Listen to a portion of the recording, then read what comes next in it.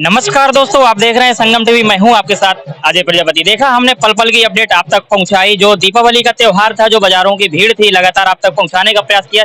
इसी क्रम में आज दीपावली से जो एक अगला दूसरा दिन रहता है, तो यहाँ पर मौन चढ़ाने का जो एक पुरानी परंपरा के अनुसार जो निर्माण किया जाता है। इसी क्रम में आज सारे मोहनिया जो भी सुमेरपुर के थे एकत्रित हुए हैं, जो बेलाही बाजार से गौ पूजन के बाद में भ्रमण करेंगे। जो तमाम ऐसे देव स्थल हैं जहाँ जहाँ जाएंगे और वहाँ पर मत्था टेकेंगे और पूजा पाठ करते हुए शाम में इनकी जो है जहाँ पर इन्होंने बछिया पूजन किया था वहीं पर इनके जो है जो कहें कि व्रत रहता है, जो मौन व्रत रहता है, उसका वहाँ पर जो है समापन किया जाएगा। इसी क्रम में और भी चलेंगे आगे और भी कुछ दिखाने का प्रयास करेंगे। जो यहाँ की बुंदेलखंड की प्रथा है, दीवारी नृत्य, वो भी यहाँ धूमधाम से जो है खेला जाता है। जो छोटे छोटे बच्चे हैं उन लोगों के द्वारा प्रतिभाग किया जाता है। आइए चलते हैं आप तक, वो भी पहुँचाने का प्रयास करते हैं।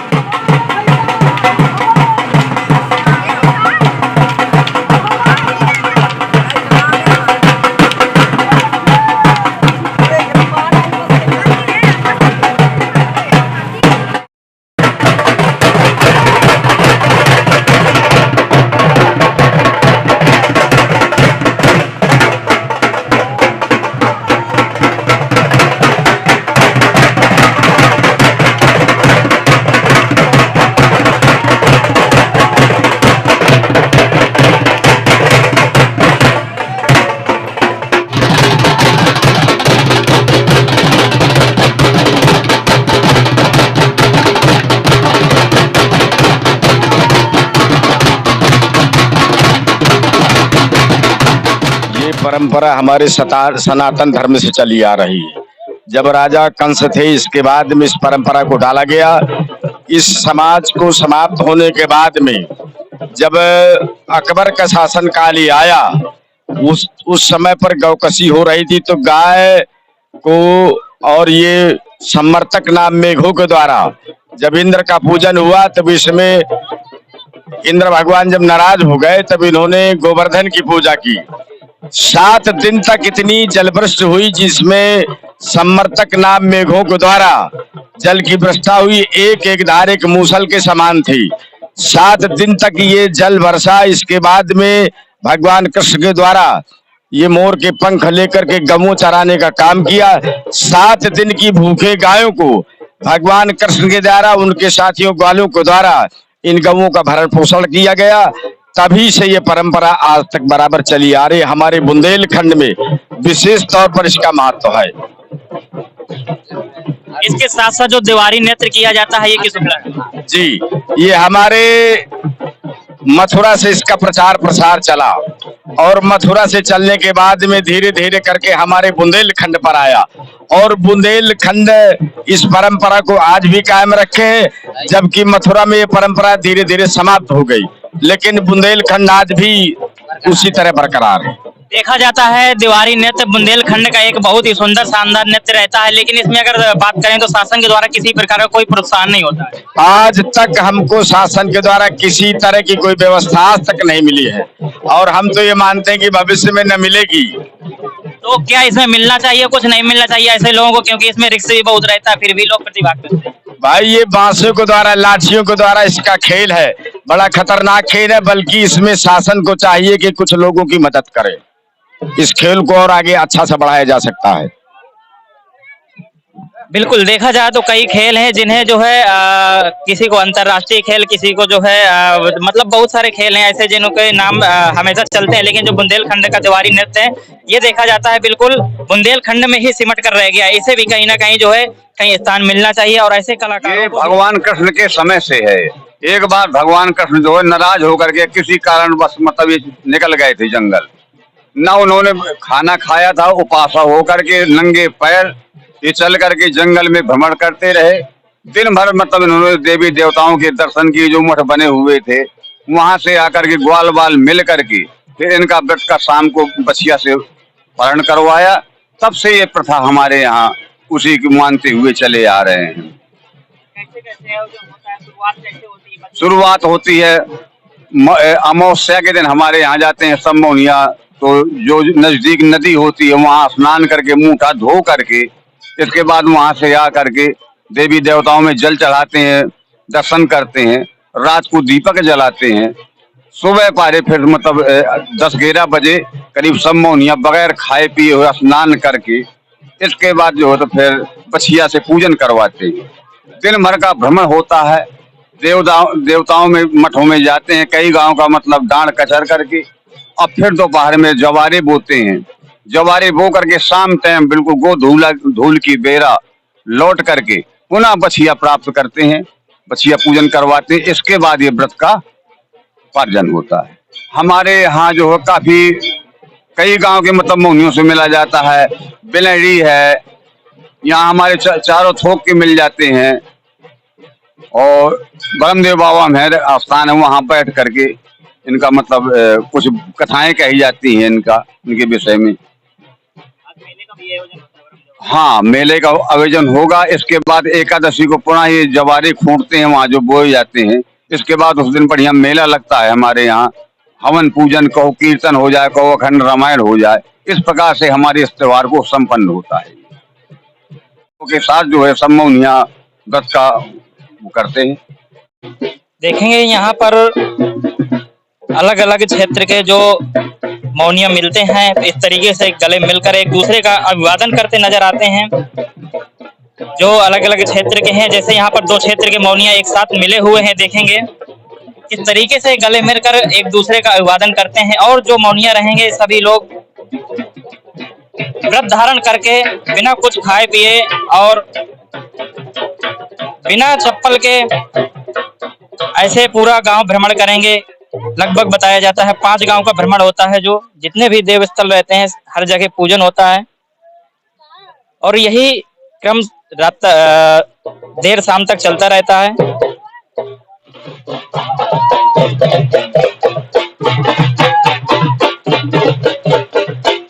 देखेंगे जो ढोल की ताल है, ताल में ओत-पोत होकर के जो दीवारी नृत्य करने वाले हैं, देखेंगे किस तरीके से थिरकते नजर आ रहे हैं और बड़े जोश खरोश के साथ ये दीवारी नृत्य को संपन्न किया जा रहा है। देखेंगे छोटे छोटे बच्चे हैं, जिनकी उम्र की बात की जाए तो महज 8-8, 10-10 वर्ष के बच्चे हैं, जो बहुत ही प्रसन्न होकर के दीवारी नृत्य करते नजर आते हैं।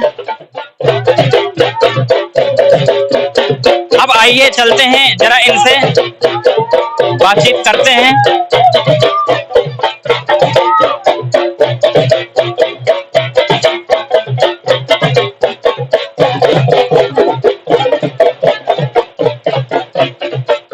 जो ढोलक की थाप देने वाले हैं, इन सभी को संगम टीवी परिवार की तरफ से बहुत बहुत शुभकामनाएं। इनकी ढोलक की थाप से ही ये सभी दीवारी नृत्य करने वाले थिरकते हैं।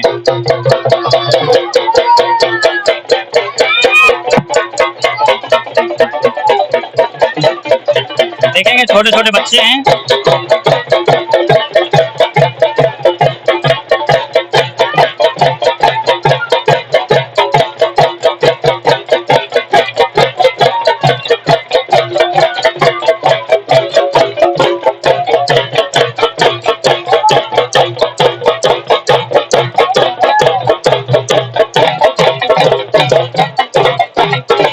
देखेंगे जो दीवारी नृत्य करने वाली जो टीम है, अधिकांश देखा जाए तो छोटे छोटे बच्चे हैं, जिनकी उम्र महज 8-10 वर्ष होगी, और कुछ इन्हें सिखाने वाले बड़े लोग हैं। जरा इनसे बातचीत करेंगे किस तरीके से इन्हें जो है तैयार करते हैं, और इनकी टीम में कितने लोग हैं, कैसे कैसे मेहनत करनी पड़ती है, कितने दिनों से तैयारियां शुरू हो जाती हैं।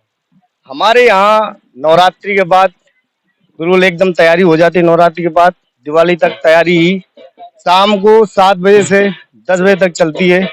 तैयारी करवाते हैं सभी बच्चों को, और एकदम इंटेलिजेंट करके बिल्कुल कामयाब कर देते हैं दिवाली तक।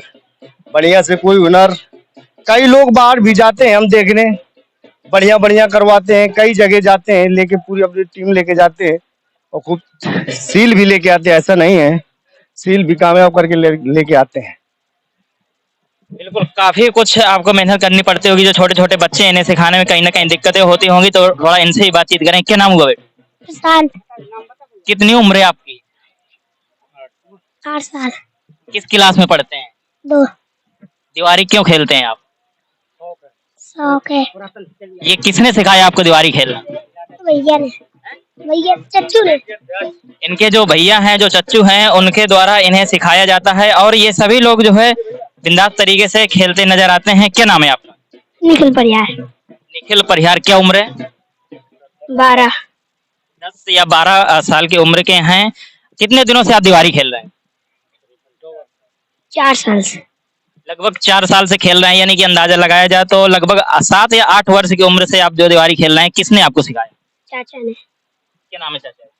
श्री रज्जू प्रसाद। श्री रज्जू प्रसाद जी के द्वारा इन्हें जो है ट्रेंड किया गया है, जो पूरी टीम है लगभग। अच्छा, आप हैं रज्जू प्रसाद जी? कैसे कैसे आप इन्हें तैयार करते हैं? अब मुश्किल तो बहुत झेलनी पड़ती है, पर थोड़ा बहुत तो उंगली में, हाथ में, पैर में लग ही जाते हैं। फिर भी इनको ट्रेंड करना पड़ता है हमें।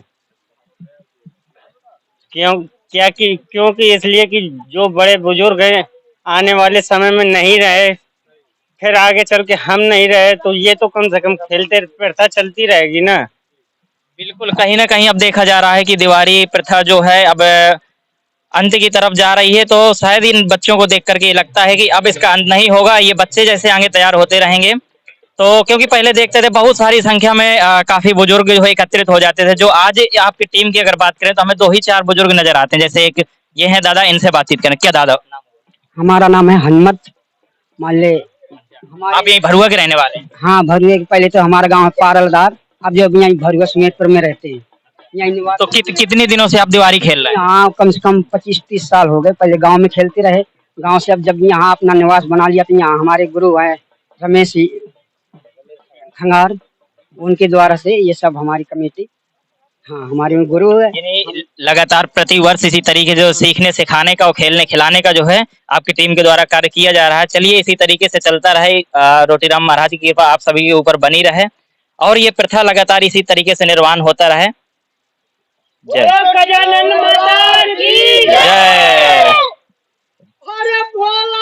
तो देखेंगे इस समय का जो आप नजारा देख पा रहे हैं, गायत्री तपोभूम परमहंस जी महाराज आश्रम का देख पा रहे हैं, जो सती अनसुईया आश्रम के नाम से जाना जाता है। और देखेंगे यहाँ दीवारी नृत्य चल रहा है। जो दीवारी खेलने वाले हैं सभी लोग यहाँ प्रतिभाग करते हैं।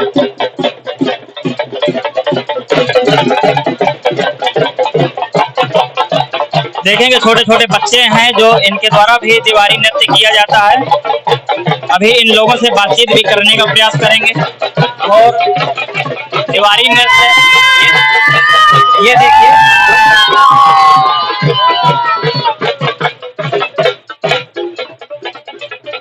फिलहाल देखा जाए तो इस प्रथा का अंत होता दिख रहा है, क्योंकि जो भी बड़े बड़े लोग हैं अब वो खेलना भी नहीं पसंद करते हैं, जिसके चलते अब यहाँ बच्चों को तैयार किया जाता है। उस परंपरा को बरकरार रखने के लिए बच्चों को तैयार किया जाता है। देखेंगे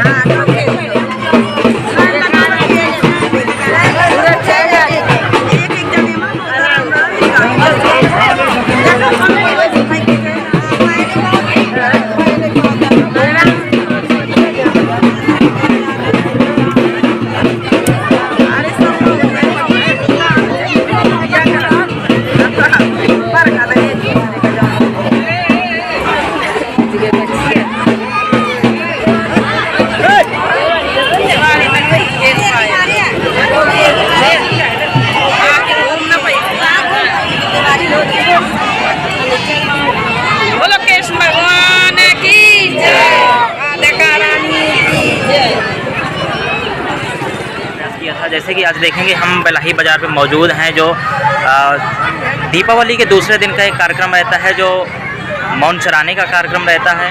तमाम क्षेत्र के मौनिया यहाँ पर एकत्रित होते हैं और देव स्थल पर पूजन करते हुए निकल पड़ते हैं मौन धारण करके। तो आज जानते हैं कुछ किस प्रकार से ये परंपरा का निर्वहन लगातार किया जा रहा है और कैसे कैसे होता है। हमारे साथ में जरा इनसे थोड़ा जानेंगे कैसे कैसे ये कार्यक्रम होता है और कब से चला आ रहा है। परंपरा सब सदियों की है, सदियों से चली आ रही है। यहाँ पर सारे मौनिया अपने जो है इकट्ठे होते हैं, सब अलग अलग मोहल्ले के, अलग अलग मोहल्ले में सबके मौनिया जो है गौ पूजन करते हैं। गौ पूजन करने के बाद यहाँ से फिर जो है सारा दिन अपने आसपास के गांव क्षेत्रों के डाँडों से होकर के अपने इष्ट देवों के स्थान पर जा कर के हर जगह जा कर के एक जगह मौन बगाल लिया जाता है, जो पूजन होता है वहाँ पर।